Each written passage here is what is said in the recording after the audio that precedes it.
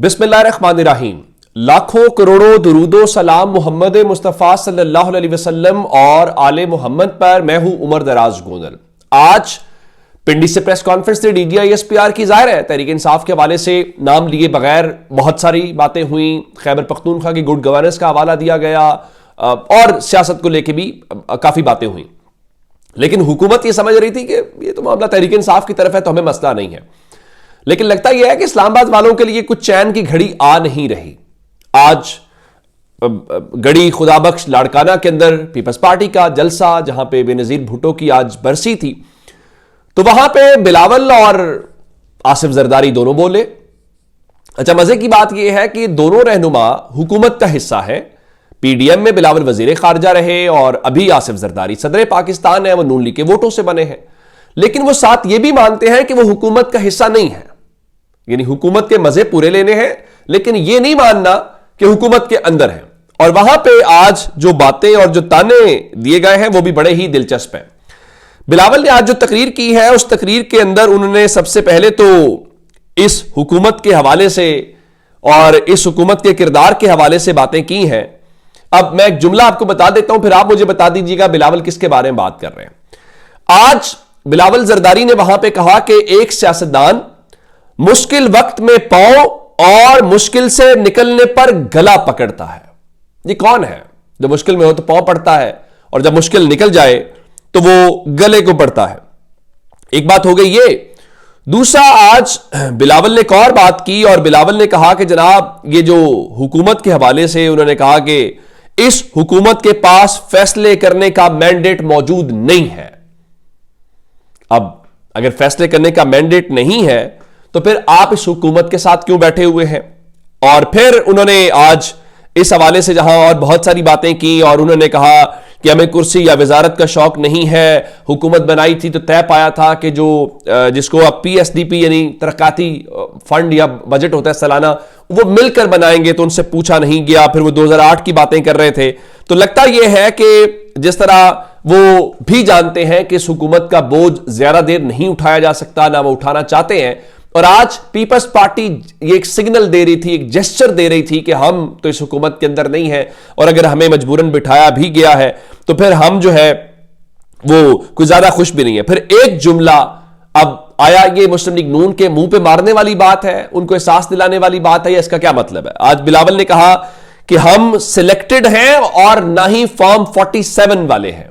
अब सबको पता है कि फॉर्म 47 किसकी छेड़ है, किसके मुतल्लिक कहा जाता है।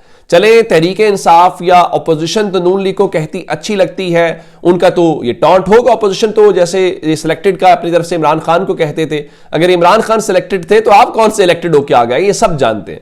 खैर, अब उन्होंने तासुर ये कायम करने की कोशिश की है। अब अगर फॉर्म 47 की छेड़ और वो मुस्लिम लीग नून को छेड़ रहे हैं तो फिर मेरे ख्याल से बात जो है वो कहीं और ही जाती दिखाई दे रही है। और जिनको फॉर्म 47 के आप ताने दे रहे हैं, उन फॉर्म 47 के वोटों के साथ तो आपके वालिद मोहतरम सदर पाकिस्तान बने हैं, लेकिन जाहिर है वो उस तरफ नहीं जाना चाहते। लेकिन उससे हट के बिलावल ने आज कुछ और बातें की हैं जो इमरान खान और तहरीक इंसाफ से मुतल्लिक है।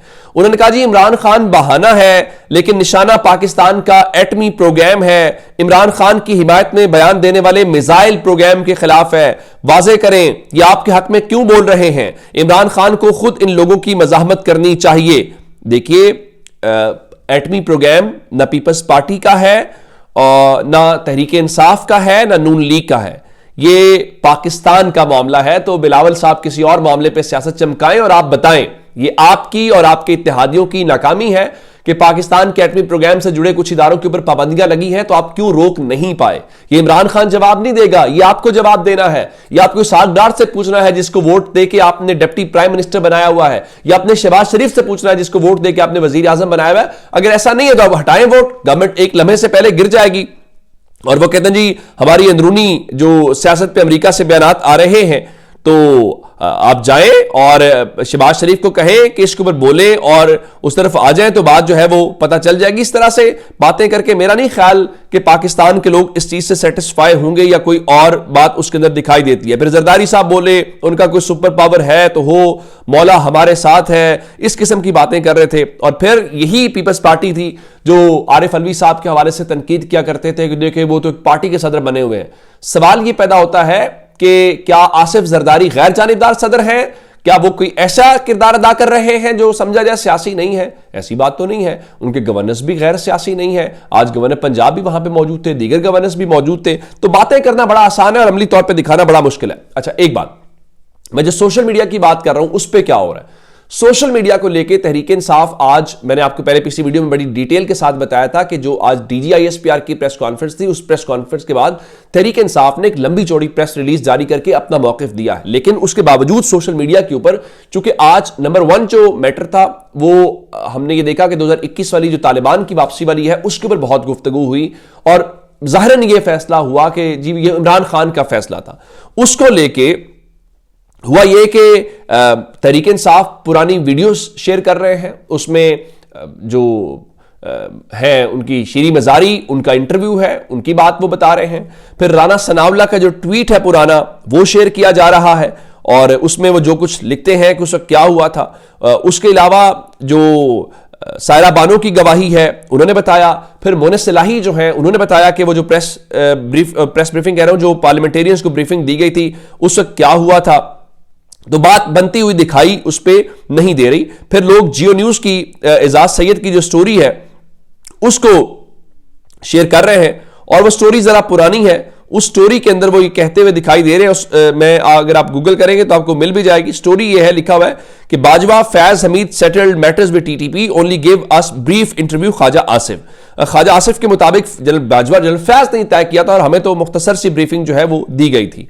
अच्छा, ये तो हो गया ये वाला मामला। और इसके ऊपर उमर अयूब साहब जो अपोजिशन लीडर हैं उन्होंने भी बड़े इंपॉर्टेंट सवालात किए और उन्होंने भी बड़े सवाल उठाए हैं।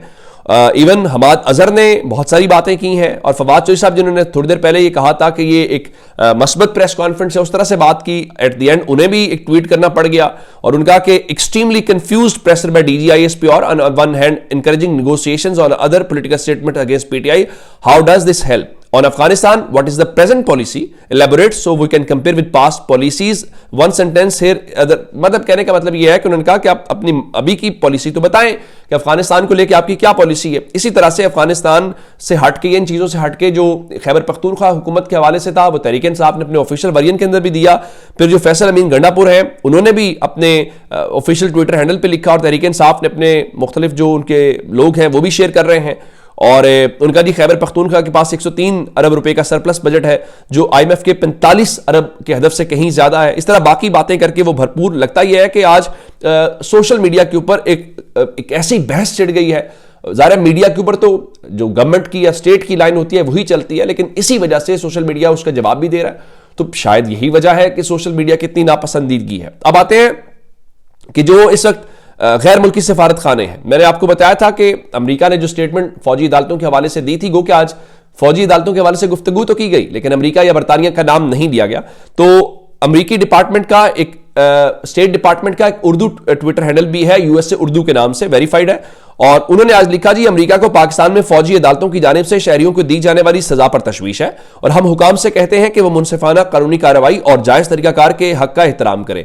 ये आज प्रेस कॉन्फ्रेंस के बाद 6:30 बजे का ट्वीट है। इसी तरह से आज असद कैसर साहब जो है वो इस्लामाबाद में जो रूस के सफीर हैं उनके साथ मुलाकात की और उस मुलाकात के हवाले से जो वहां की एम्बेसी है उन्होंने एक बयान भी जारी किया है, जिसका मतलब यह है कि वहां पे एक एक्टिवनेस या एक जो मुतहरिक है वो हो रही है और तहरीक इंसाफ इंटरनेशनल भी चीजों को जो है वो परसू कर रही है।